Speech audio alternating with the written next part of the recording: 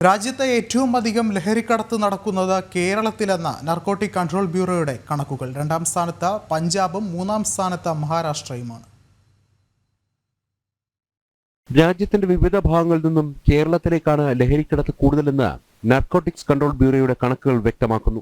2024 രാജ്യത്ത് രജിസ്റ്റർ ചെയ്ത കേസുകളിൽ 30.8% കേസുകളും കേരളത്തിലാണ്.